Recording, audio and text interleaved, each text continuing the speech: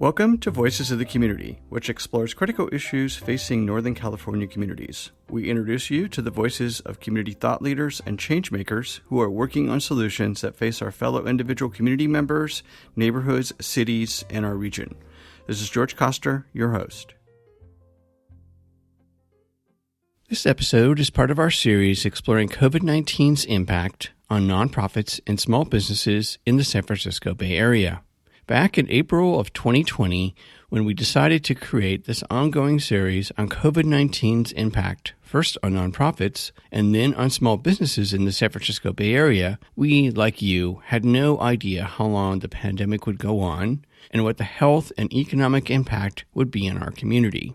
With vaccinations increasing, COVID-19 cases and deaths decreasing, we're now moving into the summer of 2021 with the reopening of the economy and all of the uncertainty of our ever-changing indoor and outdoor, vaccinated and unvaccinated protocols, and the politics that will drive how we all come back together as a unified or fractured community. We will continue to shine a spotlight on the nonprofits and small businesses that make up the fabric of our community, along with the founders and staff who are struggling to deal with the impact of the COVID-19 pandemic on their operations, services, and sustainability until we can all get to the other side of the pandemic. Along the way, we will also share with you all the amazing solutions that our nonprofits, small businesses, foundations, and government leaders are working on to help us all get to the other side of the pandemic and come together to rebuild our communities with more economic, social, and environmental equality. We didn't know what was going to happen. So we were some of the first to get Moscone online and up and running, right? We brought equipment out there. We brought everything, right? We brought the garage. We emptied the garage. And then nothing, right? And then, for good reason, we hunkered down. We sheltered in place. We didn't go anywhere. We didn't do anything. And hopefully that will have saved more people and, saved the economy as well. But we did the thing we needed to do. We're getting through it. I'm reluctant to say we're through it, but we're getting through it. We know what to do now. But looking back, of the things we know how to do, of the things we learned over the last year, how can we apply them to other aspects of the community? I think particularly and acutely about wildfire season, right? That was another thing that really affected us as Californians, as a community. This is the president of the San Francisco Radio Club, Greg Albright. The San Francisco Radio Club was formed in 1909 by a handful of radio enthusiasts with the objective of exchanging messages over the air. We wanted to host the San Francisco Radio Club on the show because it is another one of our wonderful nonprofits that are supporting our community through providing emergency communication services, as well as educating and training community members in amateur radio and emergency mesh operations. I'm joined remotely by Greg Albright, the president of the San Francisco Radio Club. Thanks for being here, Greg. Happy to be here. Thanks for having me. I love the San Francisco Radio Club. I'm an old-time radio person myself. I never got into ham per se, but I would love it if you could just provide the audience a little background on the San Francisco Radio Club, which is over 100 years old now, and then your work inside of the emergency disaster communications. You've got emergency mesh Wi-Fi that you're doing as well. Yeah, absolutely. I'll start with the Radio Club. So the San Francisco Radio Club is over 100 years old. Ironically, we predate the existence of there being any idea of a nonprofit within the federal IRS. So that complicates things a little bit. So what we provide is a community for folks who are interested in communications overall, while the club itself is primarily focused on amateur radio and ham radio and sort of the pillars of that hobby. We certainly welcome anyone interested in communications, radio communication, science, education, emergency and disaster response, and public service that might stem from that. We have periodic club meetings, and we have a variety of topics that we cover in those club meetings. We have radio systems that amateurs and interested folks can use to communicate with each other. We have a very active online community, both with a Slack and a mailing list. And when we put on an event like Field Day, which gets us to exercise some of our emergency and disaster communications capabilities, and we participate in public service events. Granted, there haven't been any over the past year. Things like marathons, walkathons, bike events, other large-scale events where group communication and coordination either tends to be a challenge or might require infrastructure beyond what might exist in the steady state. And for us as hams, that lets us go out and, exercise our hobby in real world scenarios. And then you also interface with the city emergency communications department, it sounds like, as well. That's correct. So the San Francisco Radio Club in and of itself is a nonprofit entity, wholly independent of any government agency. But within our ranks, we have a lot of members who participate in a city agency called ACS, Auxiliary Communications. And that entity is mirrored in a lot of other communities around California and around the country. But what that is it allows us as amateur radio operators to provide services to served agencies.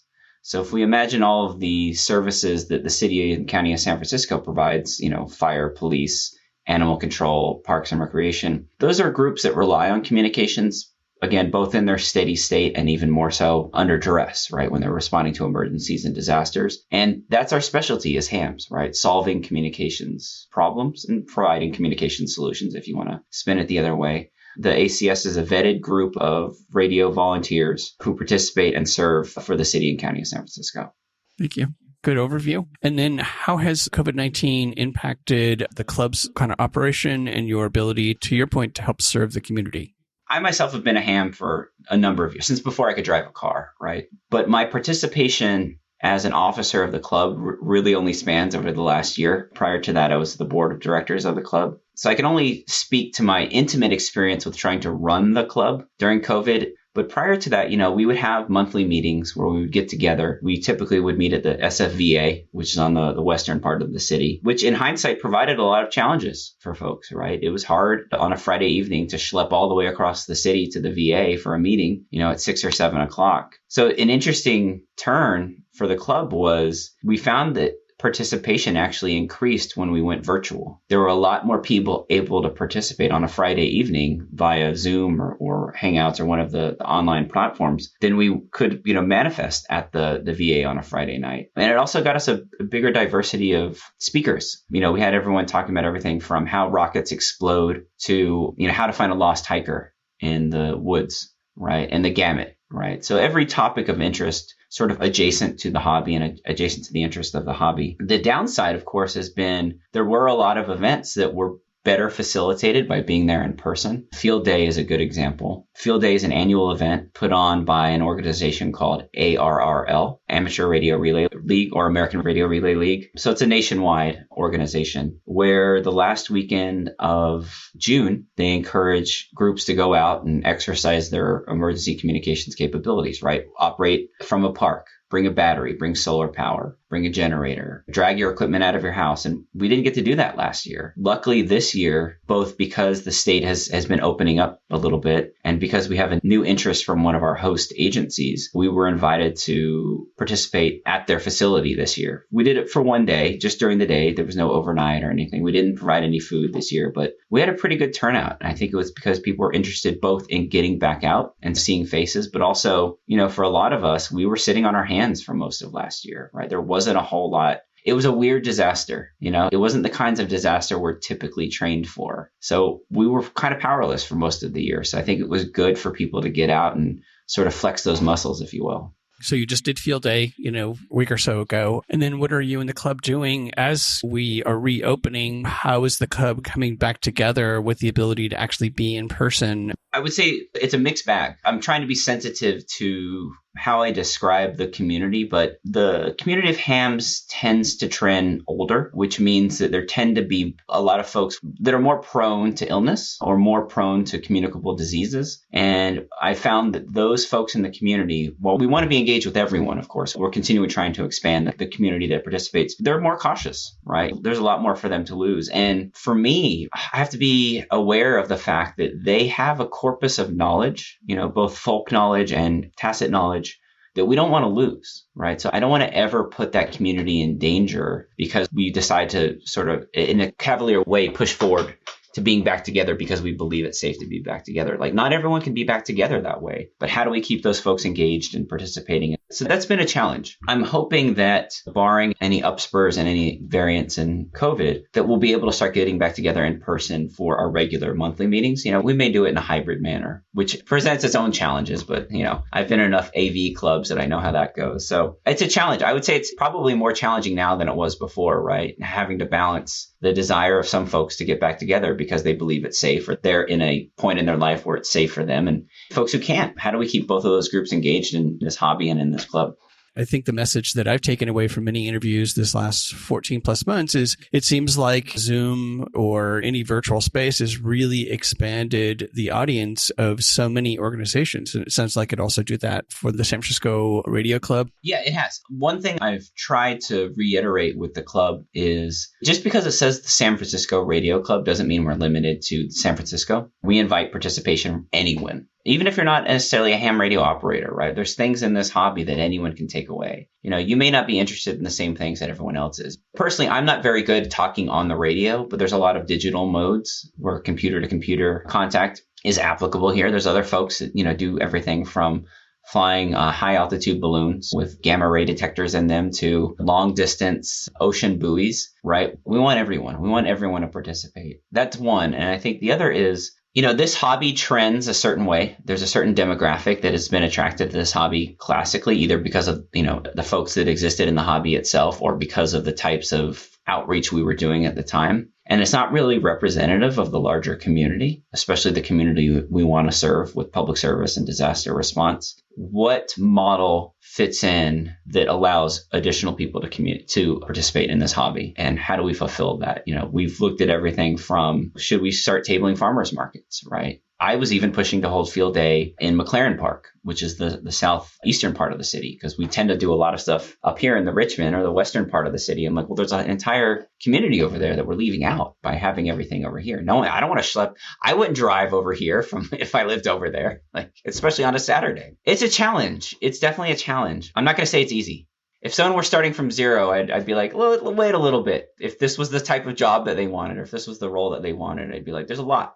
Over 100 and some odd years, what would you say has been the biggest impact of the San Francisco Radio Club here in San Francisco or the San Francisco Bay Area? I don't like the word miracle, but a miracle happens, right? We do something and it's astonishing. There's a thing that happens and people ask, who knew to do that? How did that happen? Oh, it was a ham, right? Someone just, messing around and finding out. Yeah, I can't cite any specific examples because again, right, we have a club historian, Bart Lee, who keeps excellent records of these things. And if we look at the history of the Bay Area generally, starting from the Spanish coming to the Bay, all the way up through the Gold Rush, through World War II, and everything that's happened since then, I think hams have played a role, either directly or as members of the community, that have facilitated that. We are of the community and we are here to serve the community. The FCC wouldn't continue to have the amateur radio service, like Part 97 service, if that weren't true. And I think a lot of hams take that to heart. And you get to a point in the hobby where you start reflecting on what's in it for you and what's in it for everyone else. And I think that inflection point is really important. And I think as a club, that's what I'd like us to start focusing on, is not just how are we serving ourselves and how are we serving the amateur radio community, but what is amateur radio doing for the broader community? COVID, again, exercised a lot of our ability to coordinate and communicate, which is a thing we do, but that's waning. What are the challenges within California generally, and how can we be there? How would you be a force multiplier for the community going forward? So how can folks who are listening to our show today help the San Francisco Radio Club? How can they get engaged, membership, or find out more about it or make donations? So if you're already a ham, if you're already an amateur radio operator, we have a couple of radio repeaters that you can program into your radio and just start communicating with people today. If you're interested in the hobby, you could visit our website, sfarc.org, or just search for San Francisco Radio Club. There's no cost to participate in our events. There's no cost to participate in our online forums like Slack and our mailing list. There's no cost to participate in our events. There's no cost to participate in Field Day. We welcome the public there. We used to hold licensing exams. There are now other groups in the Bay Area who've sort of picked up that ball and ran with it. But it's relatively inexpensive to get started if you want to get a license. I think $35 is the starting fee for that. But once you have that, it opens in this entire world of the hobby, right? Everything from voice communications, bouncing signals off the moon, talking to the International Space Station, high altitude balloons and everything in between, right? Space to nuts, I guess you could say. We have monthly meetings on Zoom today, which I believe are the third Friday of the month. That's calendared on our website. And then I would just say that if you're interested at all, join our Slack or join our mailing list. There's tons of people there to ask questions, guide you along your way.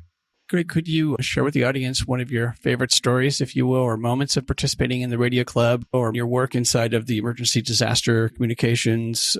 A moment that I realized we could really change the community was we have a project we're working on So I haven't really told this story other than in person, and I've been wanting to sort of get it on the record because it's what precipitated this project. So separately from the Radio Club and separately from ACS, there's a project we've stood up called the San Francisco Wireless Emergency Mesh. It's primarily based in amateur radio, so it fits into both of those buckets. But a couple years ago, I was going to bed and I made the mistake of looking at my phone one more time right before I went to bed. And I saw someone post saying that they were evacuating Napa, and just a profound thing to hear. It'd be like they're evacuating Daly City. And I'm like, what? I could imagine the scale of that. I'm like, that's weird. What's going on in Napa? Right? Like if I were to say that to you now, you'd be like, what's going on in Napa? Right? We don't know what's going on. And then I looked through social media a little bit more, and someone in the city in San Francisco here said, my house smells like a campfire. And I'm like, that's weird. I don't smell anything. I went up to go to the bathroom, walk into the hallway at my house, and I'm like,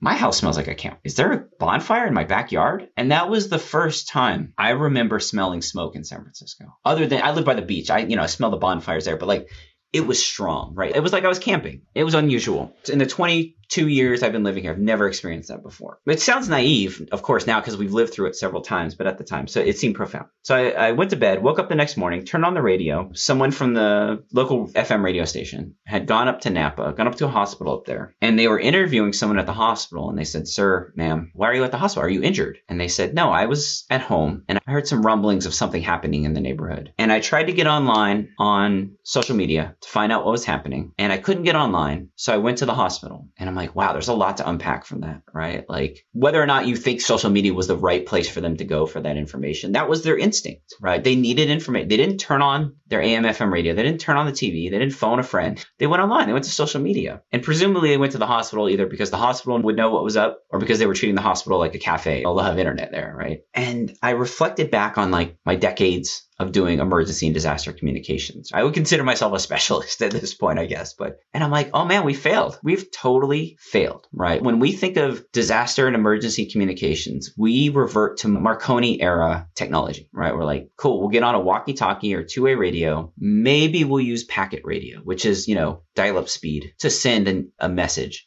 But that's the limit of the capabilities that we bring. Whereas the person on the street, the layperson, right, if you will, right, their default is to go online to get information. As a medic, we'd call it like your psychomotor action. That's just what you default to. I'm like, there's a gap there. How do we fill this gap? Right. How do we update amateur radio and disaster and emergency communications for the 21st century? I think it was 2017, right? It's 2021. Why can't I just send an email? So that's what precipitated the San Francisco Wireless Emergency Mesh project. We needed to do better. We needed to update the capabilities we were bringing. It just so happened that the technology that we could use for that project was relatively inexpensive. The bar had been kind of lowered on both the cost of the equipment and the ease of making that equipment work the way we wanted it to with ham radio. And it just took off. We found a lot of organizations that were just getting rid of old equipment. They were cycling out their older equipment, and it was perfect for us. So, I would fill my car up with pallets of gear, bring it home, literally scrub it off in my sink, plug it into my computer, put some software on it, and then just give it out to people. I'd be like, hey, do you have roof access? Can you see anything? Here, take it. Next time you need an emergency communications capability, start with the radio, start with your walkie-talkie. But when you get to the point when you're reading a list over your walkie-talkie, just send an email. Just turn on this mesh, connect it to another, and send an email. It's 2021.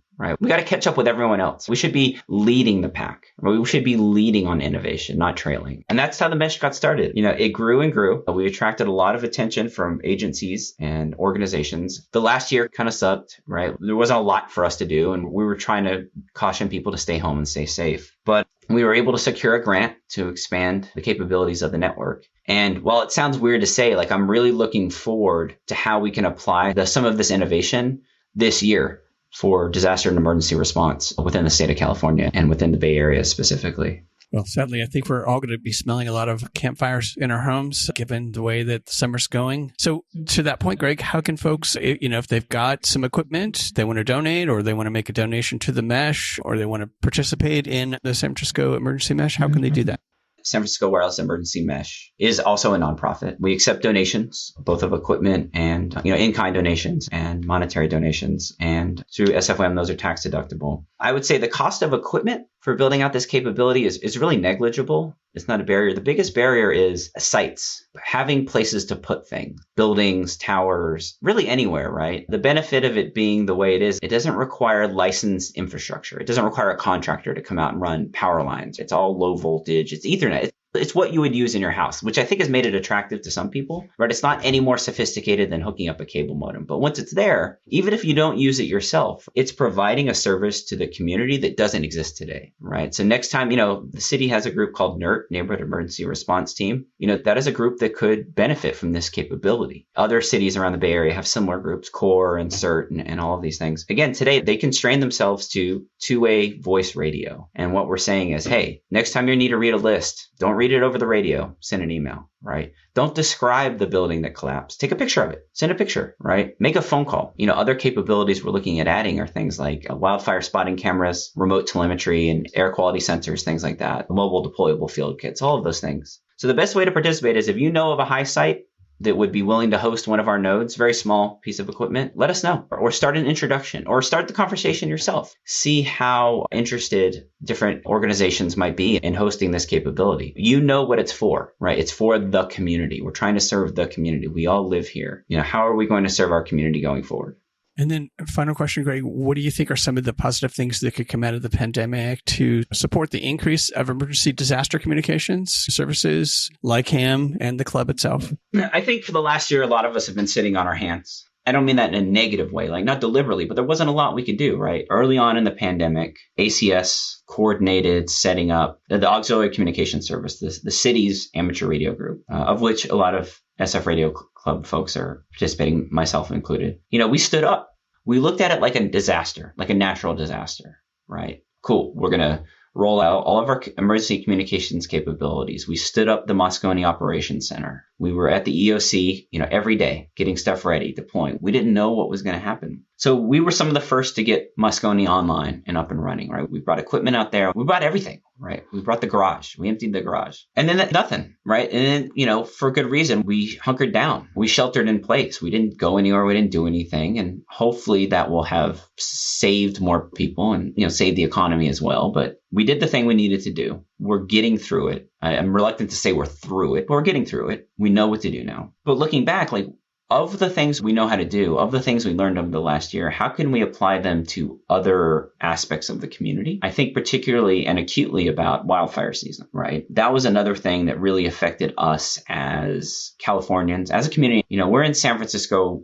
We're somewhat isolated from the effects of that as far as physical destruction goes, but it affected our health, right? I remember the Orange Day. It affected our children's health. It affected our community health. And all you have to do is drive 30 minutes north and you can see the destruction. To me, right, that mirrors the destruction you saw in South Florida after the hurricanes, right? Literal physical communities are gone, right? And people lost their lives. What role do we as communicators have to play in that? And how can we assist? And I think this year, what we need to look at is, and if you'll excuse sort of the pop psychology, the Gladwell-esque terms, but how can we communicate good information, right? How can we be the maven, I guess Gladwell will call it, of good information? If you negate the hyperbole around fake information over the last year, cool. You're a communicator. Your specialty is to solve communications problems. How do you solve the bad information communications problem? Or to, again, flip it the positive way, how can you be a multiplier for good information? How can you share evacuation information? You know how to listen for that information. You have radios and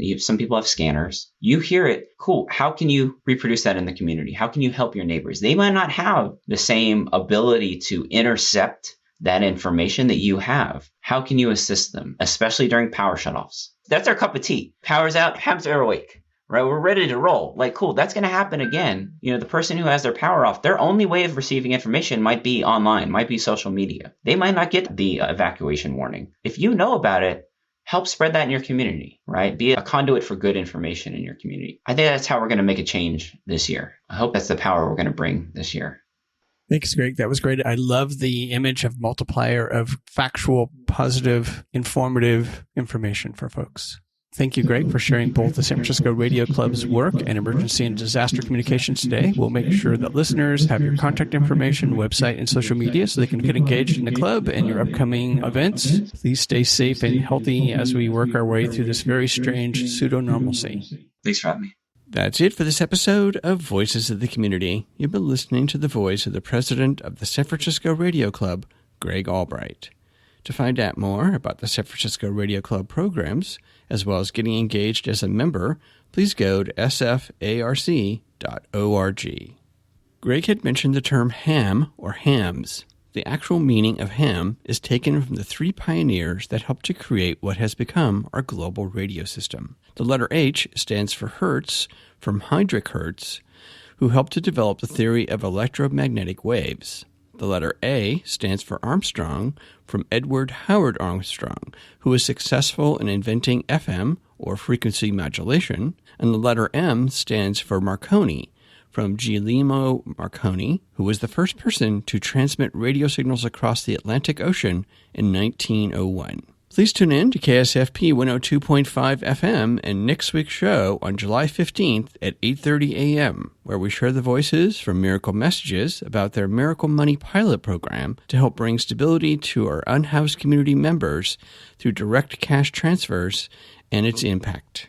We hope that you enjoyed the insights, points of view, and personal stories from the voices of changemakers and their nonprofits and small businesses featured in this series.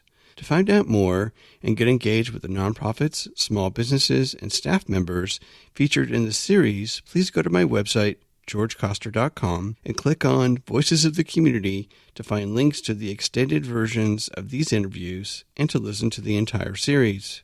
After listening to these stories, we hope that you will consider making a donation and volunteering to provide a hand up to your fellow community members. I want to thank my associate producer, Eric Estrada, and Casey Nance at Citron Studios, along with the wonderful crew at the San Francisco Public Press and KSFP. Voices of the Community is a member of Intersection for the Arts, which allows us to offer you a tax deduction for your contributions.